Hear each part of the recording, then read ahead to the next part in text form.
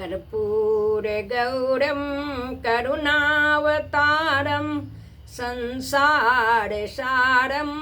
भुजगेन्द्रहारं सदा वसन्तं हृदयारविन्दे भवं भवानी सहितं नमामि।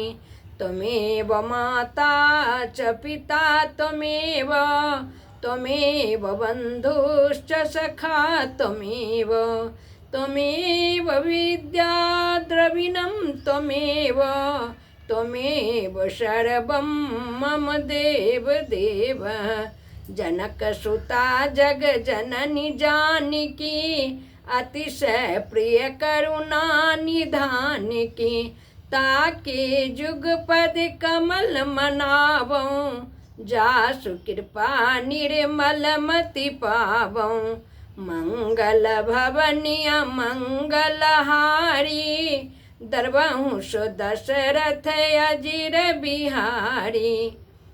श्री गुरु चरण सरोज रज निज मन मुकुर सुधारि। बरनउँ रघुबर विमल जसु जो दायक फल चारि। सियावर रामचंद्र की जय। आइए भगवान के पावन नाम का 2 बार स्मरण कर लें। गौरी काली दुर्गे राधे श्याम गौरी शंकर सीताराम। काली दुर्गे राधे श्याम गौरी शंकर सीताराम। गौरी शंकर सीताराम गौरी शंकर सीताराम। काली दुर्गे राधे श्याम गौरी शंकर सीताराम। बोल दे श्यावर रामचंद्र की जय। वृंदावन बिहारी लाल की जय। वीर बजरंग बली की जय। हर हर महादेव। आइए हम लोग शंकर जी पार्वती जी के विवाह के बाद का प्रसंग श्रवण करें। याज्ञवल्क्य जी भरद्वाज जी को कथा सुना रहे हैं। याज्ञवल्क्य जी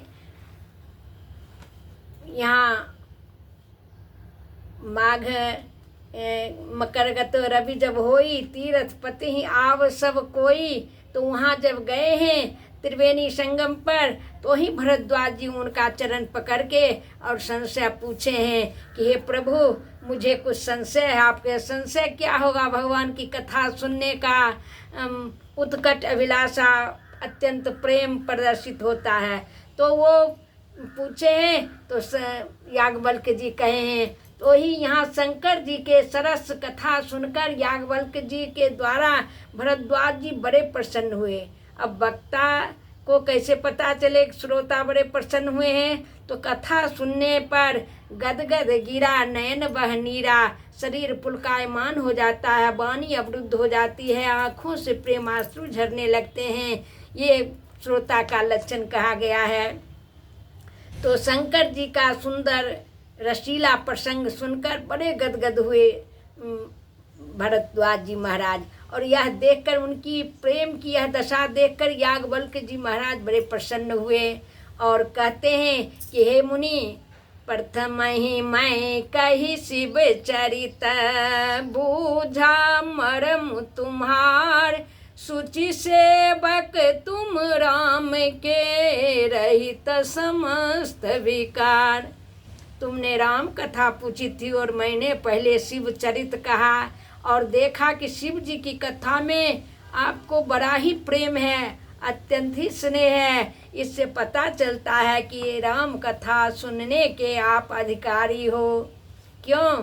क्योंकि जब तक शिव जी के चरणों में स्नेह नहीं होगा, भगवान के भक्तों के चरणों में स्नेह नहीं होगा, तब तक राम कथा का वो सच्चा अधिकारी नहीं होगा। इसलिए याज्ञवल्क्य जी महाराज बड़े प्रसन्न मन से उन्हें कथा आगे बढ़ाते हुए कहते हैं। शंकर जी के जब पुत्र हुए कार्तिकेय जी और तारकासुर का वध कर दिए तो देवताओं का सब काम संपन्न हो गया। जिस उद्देश्य से देवता लोग शंकर जी के पास आए थे उनका वह मनोकामना पूर्ण हो गया। अब शंकर जी एक दिन बड़े प्रसन्न मन से कहाँ आए हैं, एक बट वृक्ष है, बहुत ही सुंदर, बड़ा ही हरा भरा कैलाश पर्वत पर ही उस बट वृक्ष को देखकर शंकर जी वहाँ आए हैं। यूँ तो कैलाश पर्वत ही सबसे पहले है, बहुत ही परम पवित्र जगह है, वहाँ सिद्ध मुनि महात्मा ही जा सकते हैं, जिनको हरिहर के चरणों में प्रेम है वही वहाँ कैलाश पर पहुँच सकते हैं। बाकी कोई जा भी सकेगा तो उस दिव्य स्वरूप का, उस दिव्य झांकी का दर्शन नहीं होगा। तो कहते हैं गोस्वामी जी, परम रम्य गिरी बड़े कैलासु सदा जहाँ शिवे उमा निवासु। अत्यंत ही सुंदर कैलाश पर्वत जहाँ शंकर और पार्वती माता निवास करते हैं।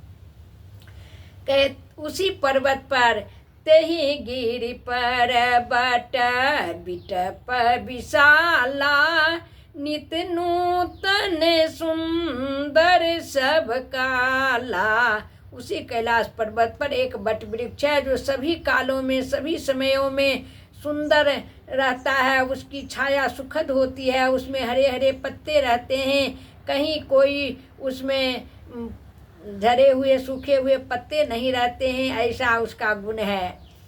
उसी वृक्ष के नीचे, बट वृक्ष तो विश्वास का भी प्रतीक है, शंकर जी जहाँ तहाँ बट वृक्ष के नीचे ही बैठे हैं। कहते एक बार ते ही तर प्रभु गायऊं तर बिलो की उड़े अति सुख भयाऊं।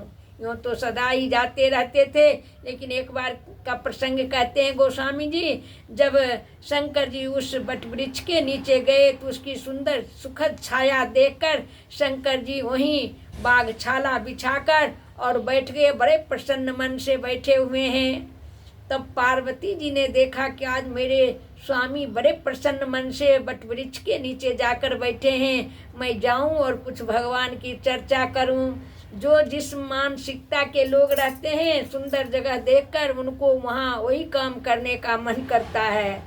एक दुकानदार जब गया वहाँ बद्रीनाथ धाम, तो उसके मन में आया, करे यहाँ दुकान खोल दूँ मैं तो बहुत प्रसाद बिकेगा यहीं पर। तो शंकर जी तो राम कथा के प्रेमी हैं, तो जब वो बट वृक्ष के सुखद छाया को देखो तो मन किया कि आहा, इस छाया का सदुपयोग होगा जब प्रभु की कथा कही और सुनी जाएगी। इसलिए निज कर दासी नागरी पुछाला बैठे सहज ही शंभु कृपाला। तो कैसे हैं शंकर जी, कहते कुंद इंदुदर गौर शरीरा भुज प्रलंब परिधन मुनि चीरा। मुनि के जैसे वस्त्र पहने हुए हैं, सुंदर कर्पूर गौरम भगवान शंकर जी हैं, और उनकी विशाल आँखें हैं जो इसमें करुणा का रस भरा है भक्त के लिए, और क्या चाहिए। तब वहाँ स्वाभाविक रूप से ही शंकर जी जब बैठ गए और तब माता पार्वती वहाँ पहुँची हैं। लेकिन शंकर जी के कथा वाचक के सौंदर्य का गोस्वामी जी वर्णन करते हैं।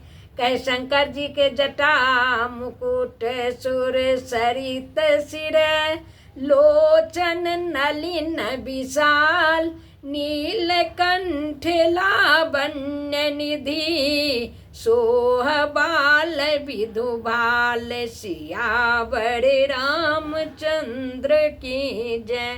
के शंकर जी के संपूर्ण सौंदर्य का वर्णन किया गया है। यहाँ कहते हैं जटाओं का मुकुट है और उसमें गंगा जी प्रवाहित हो रही हैं जो देव नदी हैं और परोपकारिणी हैं, लोगों के पापों को धोने वाली हैं। लोचन नलिन विशाल, आंखें बहुत सुंदर कमल के फूल के तरह हैं, विशाल हैं, करुणा रस भरा है भक्तों के लिए। और कंठ नील कंठ है।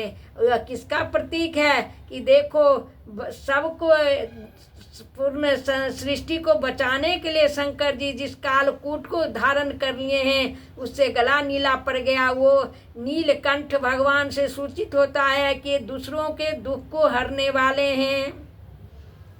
गोस्वामी जी लिखे हैं किष्किंधा कांड में, जरत सकल सुर वृंद विषम गरल जहि पान किए, अरे ते ही न भजसी मन मंद को कृपालु शंकर सरिस। संपूर्ण सृष्टि को जलते हुए से उन्होंने बचा लिया और सारे कालकूट को धारण करके नीलकंठ कहला गए। और लावण्य निधि शोभा के भंडार हैं शंकर जी, और चंद्रमा उनके मस्तक पर शोभ रहा है। इस तरह से शंकर जी के सौंदर्य का वर्णन करते हैं। अब बैठे हैं किस तरह से, कहे शांत भाव से बैठे सो है कामरी पुकई से, धरे शरीर शांत रसु जैसे। बड़ा ही शांति पूर्वक शंकर जी बैठे हुए हैं प्रसन्न मुद्रा में। तब पार्वती भले अवसर जानी, गई शंभु पही मातु भवानी। मैया पार्वती अच्छा अवसर जानकर भोला बाबा के पास गए। कहते हैं गई शंभु पही मातु भवानी। माता हमेशा अपने बच्चों के हित की सोचती हैं और वैसा ही करती भी हैं। इसी तरह माँ जगत की माता हैं, इसलिए तुलसीदास जी कहते हैं कि गई शंभु पही मातु भवानी। जो कल्याणकारी शंकर जी हैं उनके पास माता पार्वती जी जाती हैं। किस लिए, तो लोगों को हितकारी, जैसे ऊपर सिर से जटा से गंगा जी बह रही हैं लोगों के उद्धार करने के लिए, और शंकर जी के हृदय से वाणी से राम कथा रूपी गंगा बहेगी, जिससे कि संपूर्ण जीवों का, कलयुगी जीवों का उद्धार होगा। इसलिए माता स गई शंभु पही मातु भवानी कहते हैं। यहाँ पर वक्ता के कहते हैं सभी लक्षण शंकर जी तो वर्म ही है, भगवान ही है, तो क्या कहना उनके बारे में। अब जब वहाँ गई हैं तो शंकर जी बड़े प्रसन्न हुए और शंकर जी पार्वती जी को अपनी प्रिया समझकर वामांग में आसन दिए हैं। और पूर्व जन्म में जब सती रूप में गई थी तो वामांग में बैठना चाहती हैं शंकर जी, उनको सन्मुख शंकर आसन दिन्हा। शंकर जी उसको माता का स्थान माता पार्वती को बैठने के लिए दिए हैं। यहाँ जब गई हैं तो जानी प्रिय आदरे अति किन्हा, बाम भाग आसन हर दिन्हा। बाएं अंग में जब आसन दी तो पार्वती माता का खोया हुआ पद प्राप्त हो गया, इसलिए अत्यंत प्रसन्न हो गई माता। तब पूछती हैं प्रसन्नता पूर्वक, क्या कथा जो सकल लोक हितकारी, सोई पूछन चह शैल कुमारी। जो कथा सब लोगों के लिए कल्याणकारी है, मंगलकारी है, सब जीवों के हित के लिए है, वो शैल कुमारी। क्यों शैल कुमारी? चूँकि शैल पर्वत भी तो हमेशा लोगों की भलाई ही करते हैं, अनाज, फल फूल, अन्न, विभिन्न प्रकार के औषधि सब कुछ प्रदान करके तो शैलपुत्री हैं, इसलिए जीवों का कल्याण करना चाहती हैं। तो कथा पूछी हैं, कहती हैं हे शिव जी, आप जो हैं आप कल्प तरु के समान हैं ज्ञान में, और मैं कुछ नहीं अज्ञानी हूँ। ऐसा अच्छा नहीं लगता है कि किसी का घर कल्प वृक्ष के नीचे हो और वह दरिद्र रहे, तो यह शोभा नहीं देता है। हे स्वामी विश्वनाथ हो, आप मेरे भी नाथ हो। हे स्वामी आप राम कथा सुनाइए। क्या चूँकि पहले सती रूप में मैंने राम कथा नहीं सुनी, इसलिए मुझे संशय हो गया साक्षात रामचंद्र जी के दर्शन होने पर भी। इसलिए अब मैं कथा सुनूंगी, राम कथा सुनाइए प्रभु, अब मुझे बहुत प्रेम है, पहले वाली बात नहीं है। कहते हैं पार्वती माता कि आप दिन रात राम राम करते हो, जरूर कुछ बात है। आप राम शब्द में भी इतना महत्व है कि राम राम करने वाले दूसरे को मुक्ति देने वाले हो जाते हैं, महादेव हो जाते हैं। पार्वती माता कहती हैं तुम पुनि राम राम दिन राती, सादर जपहूँ नंग अराती। हे स्वामी आप दिन रात राम राम करते हो, आप काम के दान करके आप सारे कामनाओं को शांत करके आप मुझे राम कथा सुनाइए। चूँकि मुझे अभी भी कुछ संशय लग रहा है कि जो दशरथ जी के बेटा हैं वो ब्रह्म कैसे हुए, और जो बर में है वो नारी के विरह में क्यों इतना रो रहे थे, ये देख सुनकर मेरा मन भ्रमित हो गया। इसलिए मुझे कथा सुनाइए। जौ निरपतनयित ब्रह्म किमी, नारी बिरहमति भोर, देख चरित महिमा सुनत भ्रमति बुद्धि अति मोर। मेरी बुद्धि भ्रमित हो रही है, इसलिए आप मुझे कथा सुनाइए। आपने अगस्त जी से कथा सुनी थी तब आपको ज्ञान हो गया था, आप तो ज्ञानी है ही, लेकिन मैंने कथा का अनादर किया था जिससे मुझे संशय हो गया। अब मैं कथा बहुत प्रेम से सुनूंगी। इस तरह से पार्वती माता बहुत प्रेम से बार बार विनय करती हैं, आर्त होकर याचना करती हैं और बार बार अनुग्रह करती हैं, स्वामी मुझे कथा सुनाइए।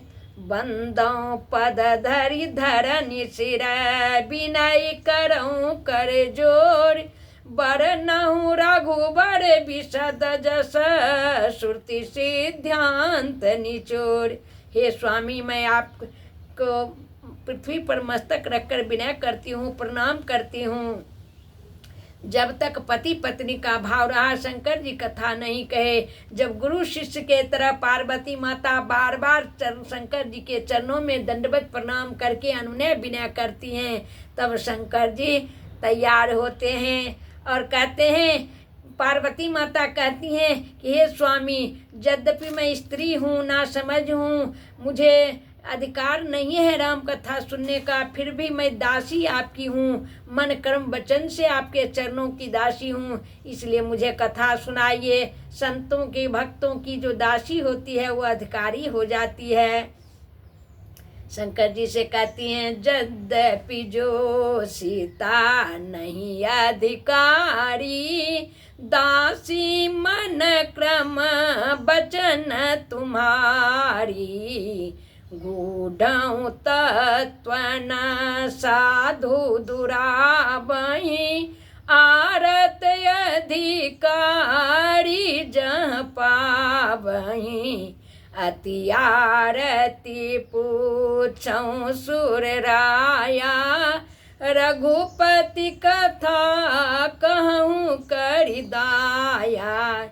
हे स्वामी मैं आर्त होकर आपके चरण पकड़ती हूँ, चरण में बार बार प्रणाम करती हूँ, मुझे आर्त को लोग निराश नहीं करते हैं, आप मुझे राम कथा सुनाइए। पार्वती माता यहाँ शंकर जी से बहुत सा प्रश्न पूछी हैं, जिसमें 8 प्रश्न मुख्य पूछी हैं। आज मैं प्रश्न कह देती हूँ, अगले दिन इसका उत्तर कथा रूप में सुनिएगा। प्रश्न क्या पूछी हैं? कहते हैं प्रथम सुकारण कहूँ विचारी, निर्गुण ब्रह्म सगुण बपुधारी। पहला प्रश्न तो ये है, जो निर्गुण ब्रह्म है, कण कण में व्याप्त हैं, सर्वत्र हैं, सब जगह हैं, वो सगुण साकार रूप धर कर क्यों आते हैं? पुनि प्रभु कहूँ राम अवतारा, बाल चरित पुनि कहूँ उदारा, कहूँ जथा जानकी विवाही, राज तजा सो दूषण काई। भगवान के बाल चरित का वर्णन कीजिए, उनके विवाह का वर्णन कीजिए और फिर राज्य तज के जो वनवास गए हैं उनका वर्णन कीजिए। बन बस किन्हे चरित अपारा, कहूँ नाथ जी मीरा बन मारा। जंगल में बसकर जो अत्यंत सब प्रकार अत्यंत लीला किए हैं वो लीला कहिए, और रावण को मारे वो कथा कहिए। फिर राज बैठे किन्नी बहुलीला, सकल कहूँ शंकर सुखशीला। फिर किस प्रकार से अयोध्या लौटकर राज्य सिंहासन पर आरूढ़ हुए हैं और जो लीला किए हैं राज्याभिषेक के बाद वह कहिए। फिर कर जोर कर कहती हैं, बहुरी कहूँ करुणायतन, किन्ह जो अचरज राम, प्रजा सहित रघुवंश मणि, किमि गबने निज धाम। और पुनः करुणा करके ऐसा कहिए कि जो अचरज राम जी के हैं कि अयोध्या के कीट पतंग सारे जीव जंतुओं के साथ वो अपने धाम गए हैं, वो कथा कहिए। यद्यपि ये कथा शंकर जी रामचरितमानस में नहीं कहे हैं। फिर कहती हैं माता कि पुनि प्रभु कहूँ सो तत्व बखानी, जहि विज्ञान मगन मुनि ज्ञानी, भगति ज्ञान विज्ञान विरागा, पुनि सब बरनऊँ सहित विभागा। हे स्वामी उस तत्व को कहिए जिस तत्व के जानने के बाद मुनि महात्मा सारे सुखों का त्याग कर देते हैं, दिन रात भगवान के ध्यान में लगे रहते हैं। वह ज्ञान विज्ञान वैराग्य की कथा मुझे कहिए। और राम रहस्य अनेका, कहूँ नाथ अति विमल विवेका। हे विमल विवेक वाले मेरे स्वामी, आप मुझे वो सब कहिए जो रहस्य मैं नहीं जानती हूँ, और जो गुप्त है वो रहस्य भी सब आप जानते हैं, कहिए। और फिर कहती हैं कि जो मैं नहीं पूछी हूँ वो भी कहिए। छूट गया होगा पूछने में, कहते हैं जो प्रभु मैं पूछा नहीं होई, सो दयाल राखहूँ जन गोई। हे स्वामी उसको भी गुप्त करके नहीं रखिएगा। फिर कहती हैं तुम त्रिभुवन गुर वेद बखाना, आन जीव पावड़ का जाना। हे स्वामी आप त्रिभुवन गुरु हो, और त्रिभुवन गुरु होते हुए मैं आर्त दासी की तरह आपसे विनय करती हूँ, मुझसे गुप्त रहस्य भी न छिपाइएगा, सब खोल कर कहिएगा। राम कथा मुझे बहुत प्रिय है। हे स्वामी बार बार मैं दंडवत प्रणाम करके आपसे पूछती हूँ। शंकर जी बड़े प्रसन्न हुए हैं और कहे हैं कि पार्वती माता को कि धन्य धन्य गिरी राजकुमारी, तुम समान नहीं को उपकारी। कहे पार्वती तू धन्य है कि मैंने क्या किया?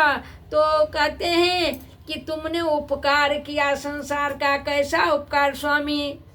पूछूं रघुपति कथा प्रसंगा, सकल लोक जग पावन गंगा। हे पार्वती तूने संपूर्ण जगत के कल्याण के लिए कथा रूपी गंगा बहाई है, इसलिए तू धन्य है। कथा सुनने जब आई हैं तो शंकर जी 2 बार धन्यवाद दिए, और जब कथा माता सुन ली है पूरी रामचरितमानस तो अपने आप को 3 बार धन्यवाद दिए हैं उत्तरकांड में। धन्य धन्य मैं धन्य पुरारी, सुनऊ राम गुण भव भयहारी।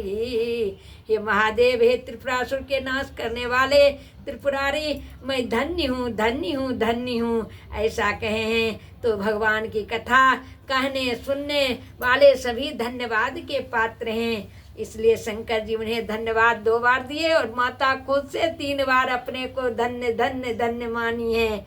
इसी बात पर वाणी को विराम देती हूँ। अगले दिन पुनः आज के सारे प्रश्नों का उत्तर कर कुछ टूटी फूटी भाषा में देने का प्रयास करूँगी। बोल दे श्यावर रामचंद्र की जय। मनुष्या वाचा कर्मणा कर्म शुभा शुभ जो सो सब सीता राम पद सकल समर्पण हो। राम राजा की जय, सीता रानी की जय। राम राजा की जय, सीता रानी की जय। बोलो मिथिला अयोध्या की जय जय जय। बोलो मिथिला अयोध्या की जय जय जय। श्यावर रामचंद्र की जय। वीर बजरंग बली की जय। उमापति महादेव की जय। हर हर महादेव।